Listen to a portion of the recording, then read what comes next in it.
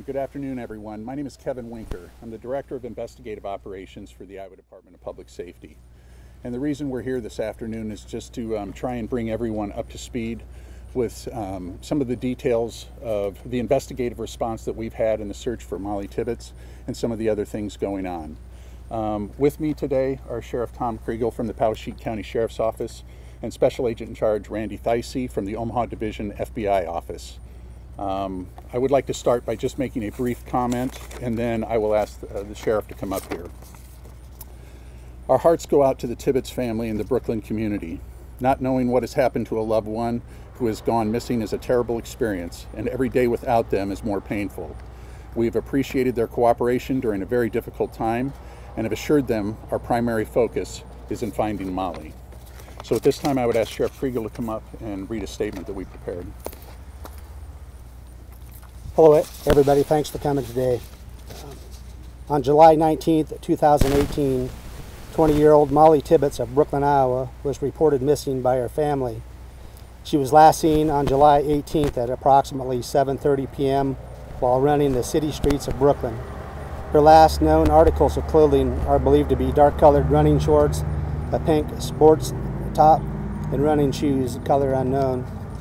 Since July 19th, law enforcement and volunteers have searched tirelessly for Mollie. On any given day, upwards of 30 to 40 investigators are working on this case. Thus far, in excess of 200 leads have been followed up on. Searches have included ground air and the utilization of canines. Investigators continue to work this case aggressively and seek the public's support by contacting the established tip lines if they have information related to Mollie's disappearance. And the tip line is the quickest way to get information to us, to law enforcement, is use the following tip lines. There's a dedicated tip line for the investigation. That is now 800-452-1111 or 515-223-1400. And there's also a dedicated email to accept tips, and that is tips@poweshiekcosheriff.com. Rewards to Crime Stoppers of Central Iowa has offered a $1,000 reward for information leading to an arrest in the case or the discovery of Mollie Tibbetts. The TIP Rural Electric Cooperative in Brooklyn has agreed to match that reward for a total of $2,000. And I'd like to thank the media for helping us get the word out and helping us find Mollie Tibbetts. Thank you. Thank you, Sheriff. At this time, I'd ask Special Agent in Charge Randy Theise to the podium. Thanks, Kevin. I just want to spend a couple minutes and just say I'm very, very proud of all my law enforcement brothers and sisters, how we've come together, everything from interviewing skills to very specialized technical skills. We have some people that never met each other, and they're working together like they've been 20-year partners to handle this. The amount of resources that we're, spending today and we will in the future, I'm just very, very proud and of everybody coming together to work this the way they are, and that's what I have to say. So thank you. Thank you. Just have another statement I'd like to read, but I would echo what Randy said. We view the media as a partner in this investigation, and we appreciate everything you're doing. I mean, every evening when I go home, I do see her face on the news, and it is very much appreciated, and I know the family appreciates that as well. So I'm just going to proceed on with a little statement here. Law enforcement officials and hundreds of others have devoted countless hours to the investigation. The Poweshiek County Sheriff's Office has dedicated every available deputy to assist in the investigation and searches. Since being requested by the Sheriff's Office, the DCI has dedicated many agents and analysts from across the state to help with all aspects of the investigation. The FBI has also committed many agents from a number of their field offices to assist with this investigation and continue to do so.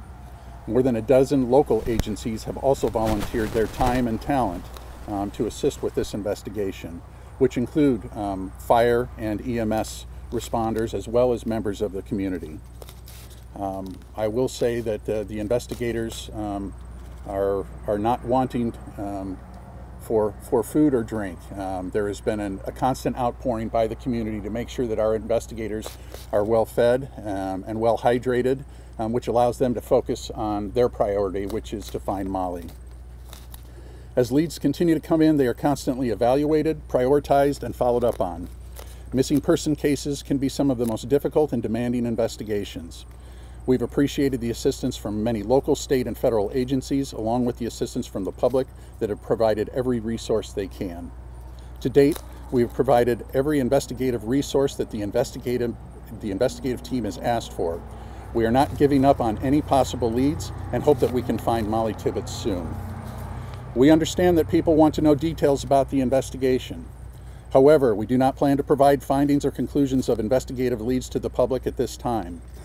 Likewise, if we evaluate a piece of information and feel its release could lead us to Mollie, we would do so.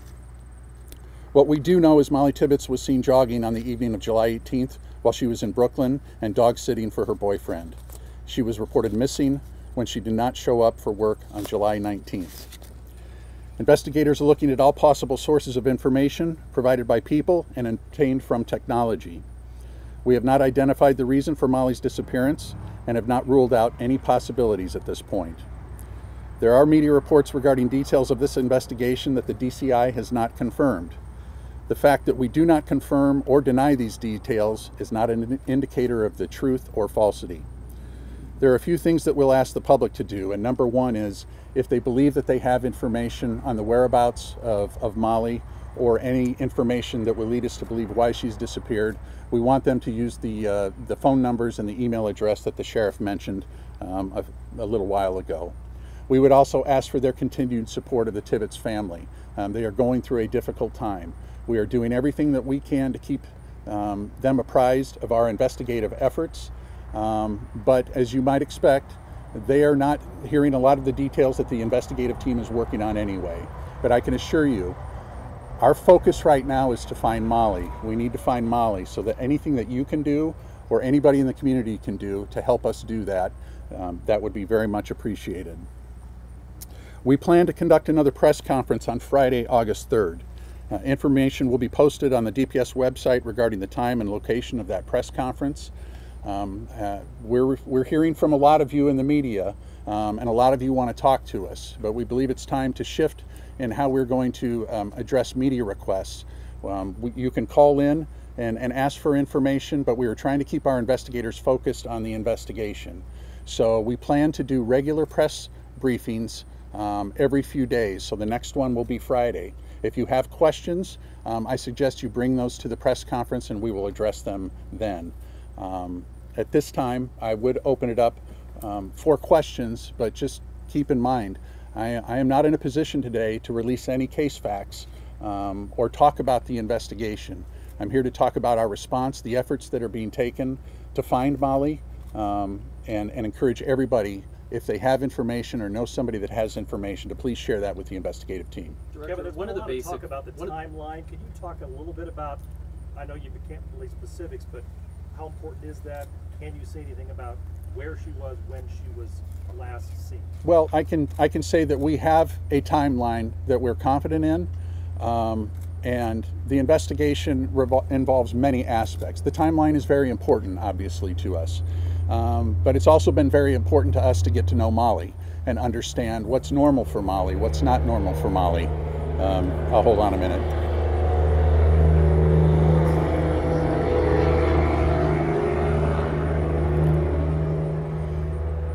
So you have to look at the investigation that's coming in and be evaluated as the totality of the investigation. Timelines are important. Understanding Mollie and who she is important. Understanding who is in the area of Brooklyn on the evening of July 18th is important. They are all important.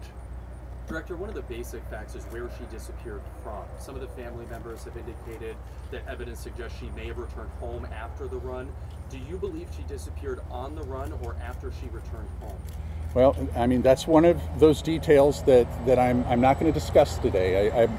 As I said, I believe we have a good timeline that we're working off of, and I'm confident the investigative team is doing everything they can to make sure that that is a solid timeline and is generating the appropriate leads to follow up on it. Doesn't that change the response, though, knowing where she disappeared from, whether it was on her run on that route or from the home? Everything is important, absolutely. The question becomes, is it something that I need to be sharing right now as opposed to the investigative team following up on? So absolutely, every detail that we have related to this investigation is important. So I'll leave it at that. What about the Fitbit? I know you were trying to get data from the Fitbit to see if it provided any clues into her final movements that day. Were you able to get that data, and what's the status?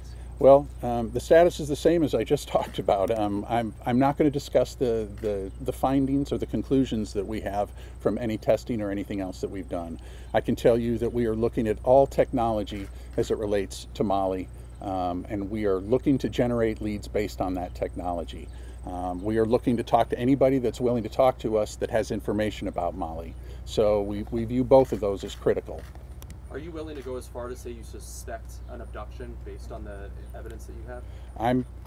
All I'm saying is we don't know where Mollie's at right now, and I am not going to draw any conclusions about the circumstances of her disappearance, other than it is not consistent with her past. Do we know when the last time she was active on social media was? I can tell you that's being looked at. As I said, every piece of technology that we have available to us as it relates to this investigation is being looked at. One thing you have talked about is that Snapchat that was received by the boyfriend around 10 p.m. Do you know if it was sent at 10 p.m. or just opened by him at 10 p.m.? Again, all of the findings of the leads that we're pursuing, I am not going to talk about the results of those findings. We believe that those are best kept with the investigative team at this point. And so while I respect the fact that everybody wants to know what happened and everybody wants to know what the details of the investigation are, you have to respect the fact that our investigators know what's best for Mollie at this point in terms of having the best probability of finding her. Do you have any persons of interest? We are pursuing every lead that is available to us. Not a no. Do you think the public is at risk? You know, we don't have a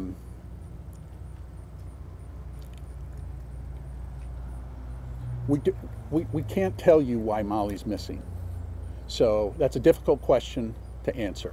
I would encourage everybody to just take some standard precautions, and I would encourage everybody to do that in their normal life, not just after something like this occurs. I mean, everybody needs to be cognizant of their surroundings. You've heard the expression for years now, if you see something, say something. If you observe suspicious activity, don't be afraid to report it. Local law enforcement is our first line of defense, and they're all standing right over there for a greater part of Poweshiek County. They are not opposed to going out to suspicious activities calls, whether somebody's just alone at night and they hear a noise around their house, they will respond. That's what they get paid to do. I know the sheriff supports that. I mean, they work in this community. Our agents are all living and working in Iowa. We live in the same communities that you live in. So we have a vested interest in the safety of the people of Iowa. Everybody wants to find Mollie at this point. We're doing everything we can to make that happen. Since you're running down every lead, you talked about aerial, canine, and so forth. What about bodies of water and ponds? Have you had any reason to search those? Do you plan to search those? And also, since you're running down every lead, would that also include leads outside the county or outside the state? Running down all leads means running down all leads. As far as the tactics or techniques that would be utilized to run down those leads, those are kept at the investigative team level. And those are decisions that they need to make because they are closest to the investigation. It's been almost 2 weeks. Are you still getting new leads and tips from people? Yes. All right, folks. Are searches actively ongoing, or are you just following up on tips at this point? Searches are prioritized like any other lead that comes in. If it rises to the level that it needs to be done immediately, we will form a search team and we will go out and search immediately. But the investigators and the lead investigators on this case are constantly evaluating the information they have, prioritizing, reprioritizing, and when they need resources, it's our job to provide them the resources that they need so that we can find Mollie. Thank you, everyone.